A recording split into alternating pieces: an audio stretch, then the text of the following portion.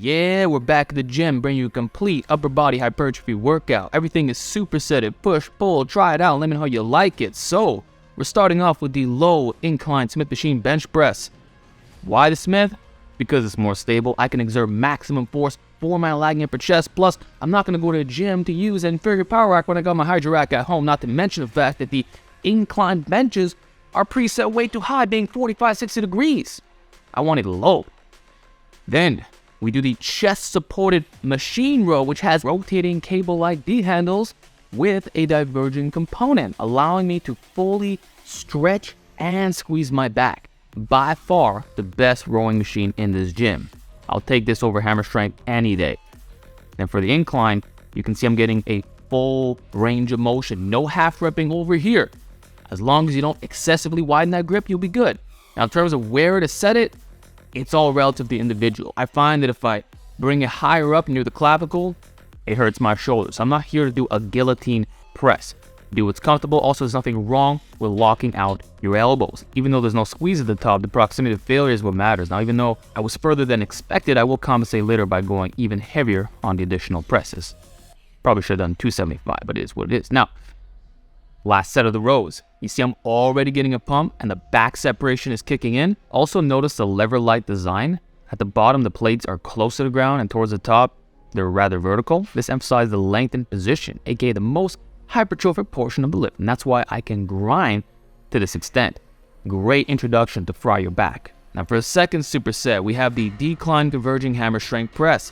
By far my favorite way to overload, and it's the only pressing machine that doesn't feel ramped up on my joints. This one has a great arm pad. So 4 plates, I think that's pretty good. Then we're gonna back it down. So everything is top set back down, but not for the wide grip pull-ups.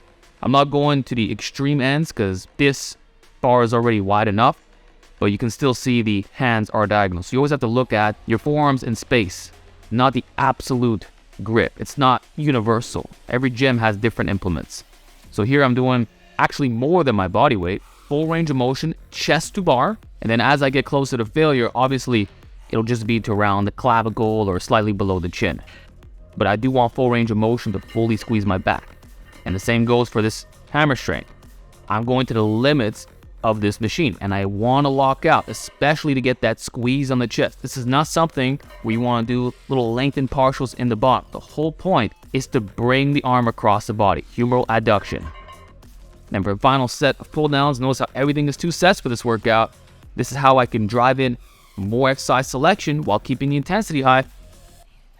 Same thing. Good, clean technique. I'm always controlling. I'm not jerking. If I jerk, I can do the whole front stack. That's a waste of my time.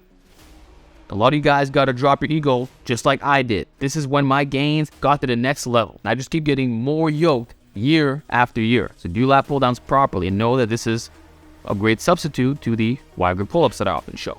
Third superset, we're starting with the dip machine press. This is insane for building your triceps and pecs. It's the same movement pattern or similar enough to a traditional weighted dip, but now you have no skill or coordination demands, and it's especially useful when you're this far into a workout. Who wants to balance yourself with plates swinging all over the place? You could just force. However, when we talk about stabilization, the same does not apply to the rows. Why? Because your spinal erectors are completely fresh, yet your upper back is exhausted.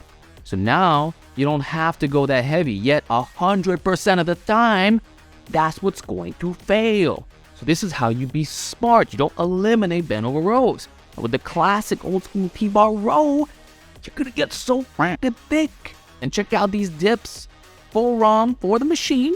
Actually, it perfectly puts you in your active range, so you're not gonna get any shoulder pain. And you're anchored at the bottom. Actually, you might even come up if you load up enough weight. Here I got over 3 plates per arm. So it's a lot more than I would ever be able to do with the regular weighted dip. So I was really trashed after this exercise. And the last set of T-bar rows, this set was a bit sloppier. Neutral grip really hits the length of position. Try not to cheat, though by this part of the workout, you can see fatigue is starting to creep up a bit. But that's it for the compounds. Now we're going to do some isolation work, beginning with the bent arm pec deck. I prefer this over straight arms because that variation destroys my shoulders. Even when I set it so that I'm not getting a full stretch, I can't have my arms out directly to the side like that. It doesn't matter what variation it is, it doesn't agree with my build. But with this bent arm, I get stability through the arms and I can fully squeeze my pecs to the top, which is the whole point. So it's a great chest crusher alternative, which I've gotten used to using basically every workout. So I like hitting one isolation, and in this case, the short position. Same goes for the reverse pec deck, being the #1 expander substitute. In fact, it's the evolution of this classic motion. Same musculature involved for the rear delts and upper back. Though it does have an easier resistance profile, but in terms of spring to weight, you'll be able to lift a similar amount. Like if you can max out your expander, you can probably get close to maxing out the stack. And for this pec deck, you can also go quite heavy. And I like the grindability. Like it hurts a lot. Try it out if your gym has one. You might prefer it over the straight arm. Then the last set, I'm just trying to get my arms back as far as possible to get the full squeeze. Once I can no longer do that, the set ends. Now, let's move on to the arms. We're starting with cross-body pushdowns. You know, my recent top 10 muscle video, I discussed how dual row pushdowns are the best triceps isolator. That's actually not true. This is #1. But it can be a pain in the ass to set up, or the cable station is always occupied. By the way, I also did hammer curls to pre-exhaust the brachialis and forearms. Just a little technique. I forgot where I learned this from. It might have been John Meadows, probably. But high rep it, showing you the failure reps. This way my elbows are warmed up. And the same goes for these push downs. So not only are you biasing the long head, since the cable is going straight through that elbow, perfectly aligned, and you can externally rotate, squeeze with some shoulder extension, but it's also the best way of driving in that synovial fluid for what is to come, being extensions. This is my universal rule. Always do push downs before JM presses and extensions. In this case, last superset, I chose the decline dumbbell extension. I much prefer this over overhead extensions and flat barbell skull crushers.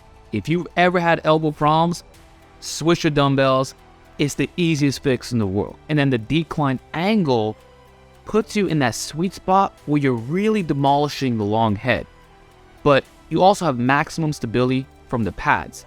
So it's going to be easier on your shoulders and elbows simultaneously. Pause at the bottom. I like to supinate a little bit, and you will see that it is strict, challenging. Like at this point, it is my go-to free weighted extension for gains and injury prevention.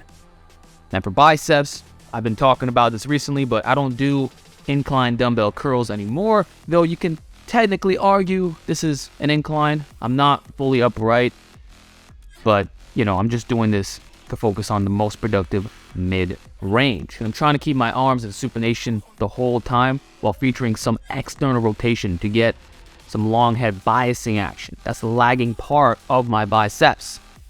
Now for these decline dumbbell extensions, notice how the lats are even trying to stabilize. Like I see separation. I've never seen that in my life. This is crazy. But the grinds are there. You're focusing on the lengthen and mid-range. S tier triceps exercise for sure.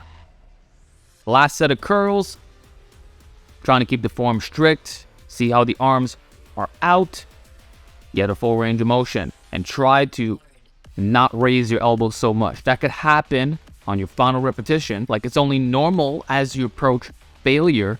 But the whole point is to be as strict as possible. So I did a drop set as well, just because I wanted slightly more repetitions. Even though I was in the effective zone, I felt like my biceps could use a bit more grinding. And that's what I got right over here.